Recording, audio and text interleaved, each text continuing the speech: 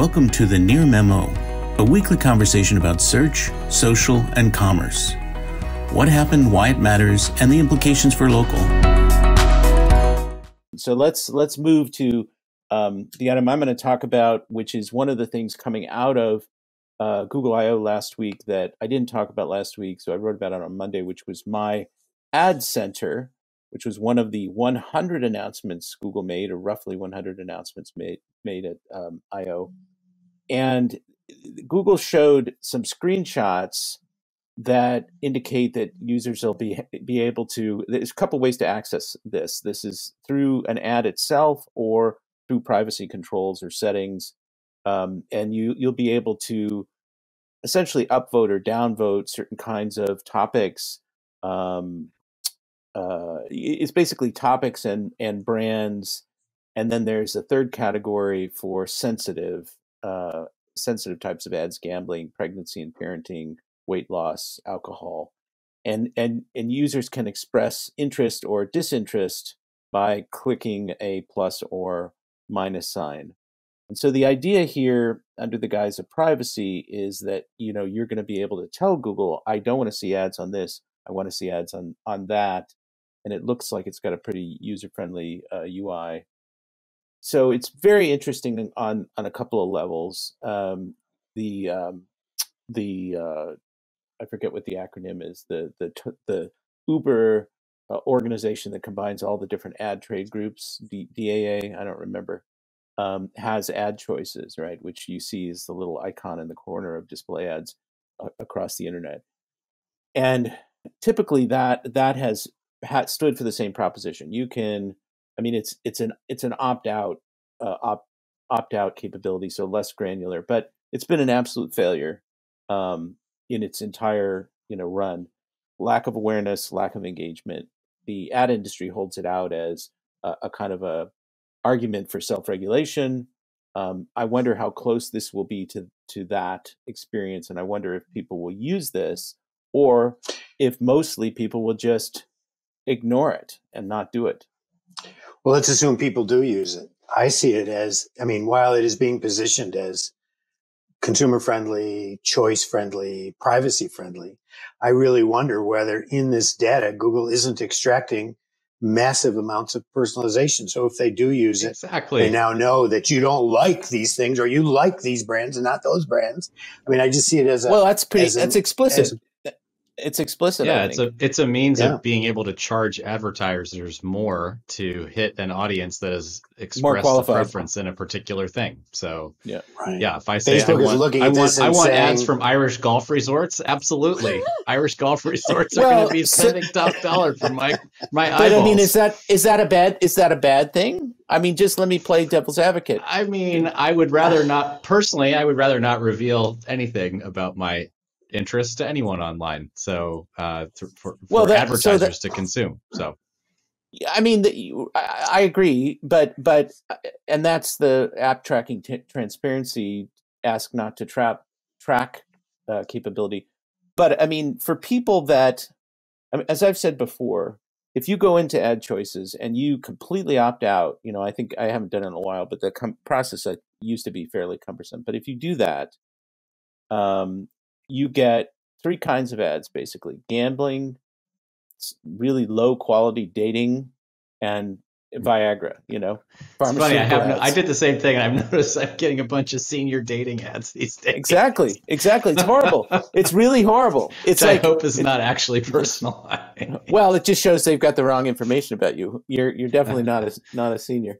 But it's kind of horrible, and you realize, I do want some level of personalization, but what you don't want is like all the behind the scenes data capturing and transferring and syndication of that data. Well, so I guess what I really want is a threshold for this is an acceptable horizontal ad that can be shown to anyone.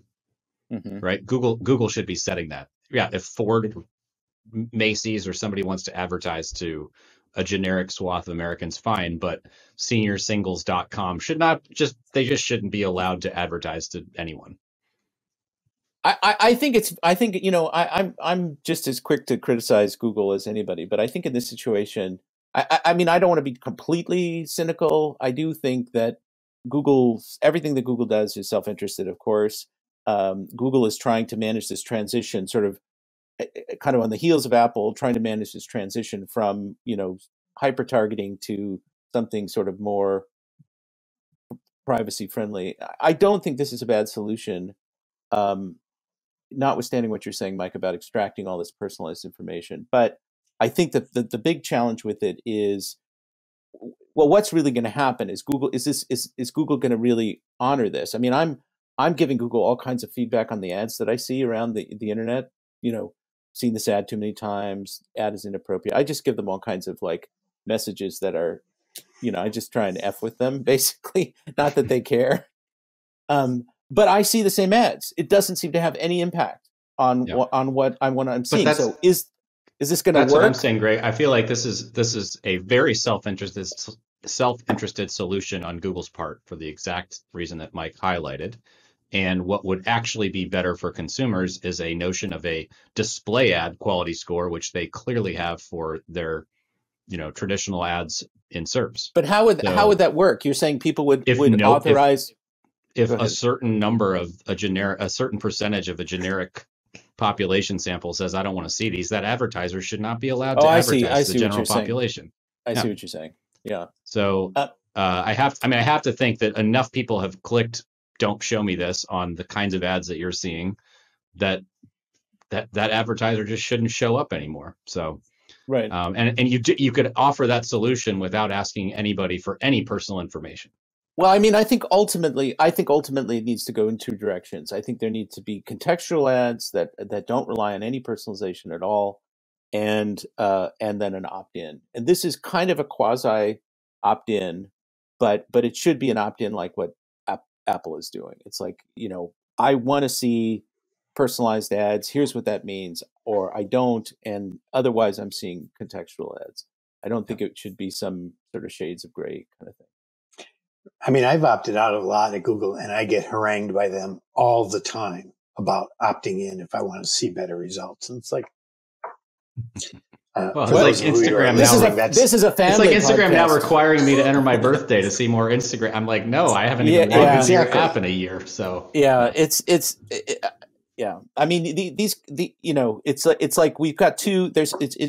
One of the things that I'm writing about today is the DuckDuckGo and the Apple new campaigns around privacy, and it's like, unless there's we've got two sort of forces going on. We've got potential regulation, which is, who knows if it's going to happen, in fact, and then we've got market competitive forces. And so we've got Apple and DuckDuckGo and others that are pushing privacy as a marketing campaign, which is having some impact on Google. And Google's trying to respond by splitting the baby, and it remains to be seen how many people engage with this. Thanks for joining David, Mike, and Greg. To stay on top of the latest developments in local, subscribe to our newsletter at nearmedia.co. We'll see you next week.